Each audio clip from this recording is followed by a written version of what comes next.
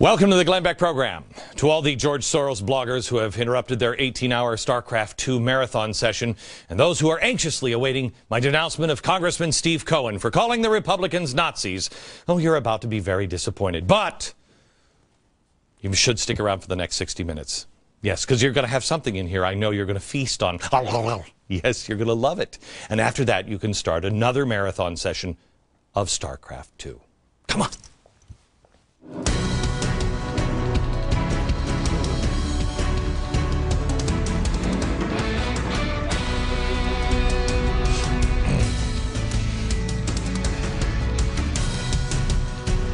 This is definitely a show tonight you want to DVR because we're going to move quickly through a lot of information. Hello, America. Republicans are all upset about what a Democratic representative said yesterday on the floor of the House. Watch. They say it's a government takeover of health care. A big lie, just like Goebbels. Uh-oh. You say it enough. You repeat the lie. You repeat the lie. You repeat the lie, and eventually people believe it. Like blood libel. That's the same kind of thing. The Germans said enough about the Jews, and the people believed it, and you had the Holocaust. You tell a lie over and over again. And we've heard it on this floor. Government takeover of health care. I love this kind of thinking, that if you say the same thing over and over again, they just believe it. I guess he's saying people are stupid. So, now, why am I mad at Steve Cohen? Oh, I forgot. I'm not. I'm not. Because I don't think that's going to make anyone rise up in anger. It actually helps, because now we can have a dialogue. Because do you want to understand them? I do. And I think you probably know where I'm going if you've been watching the last 2 weeks. We've been talking about the cattle and the ranchers, the Edward Bernays road that we've been traveling on. I've said in the last few weeks that this is really important for you to understand. And it's exactly the same as when everybody was preaching to me saying, it was my own staff, even my own family, oh, Dad, shut up about Woodrow Wilson, please, he's dead. What difference does it make what we're talking about today? Well, you have to understand the early progressive movement. You must understand Theodore Roosevelt and Woodrow Wilson and Edward Bernays if you want to understand today, because it's where this movement began. It's like trying to understand the Constitution but knowing nothing about George Washington or Ben Franklin or Thomas Jefferson. It wouldn't work. You wouldn't understand it. You have to see the founders. And what we've been doing is taking you for the last couple of years of the founders of the progressive movement. And then it all makes sense. Now, what we've been telling you about is one of the founders, the father of modern propaganda. It wasn't Goebbels. Goebbels has used the father's information, the father of propaganda. Everyone from Goebbels to McDonald's, every election, all of them, every day. It's modern day propaganda, but now it's called public relations. And it's called public relations because the Nazis gave propaganda a bad name. And Bernays, who started it, who was the father of it, knew. We showed you the video of his daughter talking about it. We showed you the video of him actually sitting back and saying at the end of his life, we had to change it from propaganda because of what the Nazis did to it. It was the progressive movement. And those right at the center, that believed in something called enlightened despotism. Edward Bernays, his democracy, or his idea of democracy, was really this. We have the video of his daughter explaining her dad's idea of democracy in America.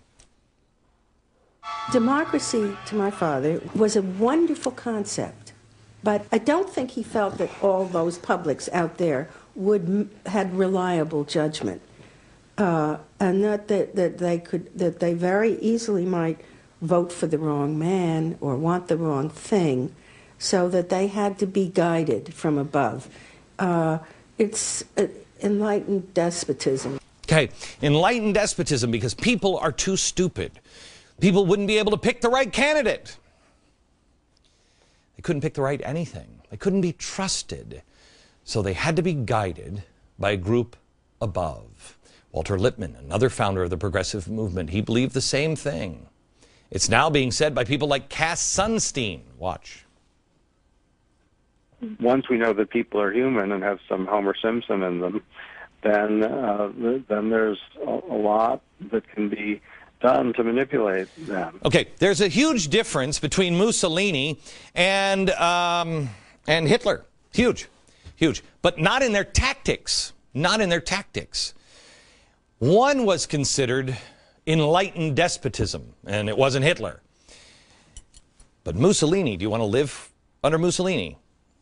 A lot of people in America did. In the New York Times, 1923, Isaac Marcosin wrote in the New York Times, quote, Mussolini, is a Latin Teddy Roosevelt, who first acts and then inquires if it's legal. He's been a great service to Italy at home and abroad. Now, that's just one example. Modern day Mussolini, modern day Teddy Roosevelt. He acts and then he inquires if it's illegal or if it's legal. How many congressmen have we had that have said that? In fact, I know that the head of the DNC said almost the thing, just act and we'll figure out if it's legal later. Here it is. I don't think it's unconstitutional, but I don't care if it is or not. I think the courts will make that decision. Okay. Enlightened despotism. They don't care if it's legal. They act, and we'll figure that out later. Because they know they can just get it through. Enlightenment. Enlightenment. They loved Mussolini. They loved the idea, as Bernays said, enlightened despotism. A benevolent leader, just as North Korea says, the great leader. He knows better. Listen to him. So when Cohen gets down on the floor of the House and he says that Republicans are Nazis, I don't have a problem with that. And that's technically not what he said. He said they're using Nazi tactics, but they're not. They're not. They may be using progressive tactics. Maybe. I know the progressives are using progressive tactics. They're not using Nazi tactics. The real answer is the Nazis were using early American progressive tactics. And that's not my opinion. That's historic fact. Okay, I don't have a problem with what he says there because I understand who he is now. I understand how he views the American people. He views the American people that if you just keep saying the same thing over and over, the biggest lie, it doesn't matter, people will believe it and they will follow. He views the American people as cattle. And there needs to be enlightened despots. No, people aren't cattle. And if they are easily rounded up, then you educate them. And you do that by having a debate. You challenge people. He thinks that there's either an enlightened despot or a fascist or a Nazi around the corner. That's the choices, fascist Nazi or enlightened despot. If you don't agree with that point of view, because I don't, well then you've got to be on the fascist or Nazi side. He's enlightened. And they're still going to round up and herd up all the cattle and put them in a little pen here. You know, they'll make you do things that you don't want to do, but they'll do it in a nice way. Broccoli over French fries. To save the planet with this new light bulb. Collective salvation, we're in this together.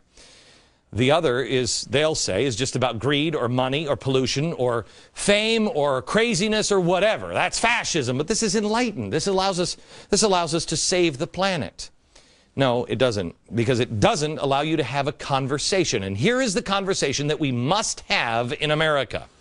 Do you believe that people are generally stupid, that they will only act in the interest of these four things, like Goebbels took from the progressives? Here's the book, gang. Edward Bernays, Propaganda. Read it.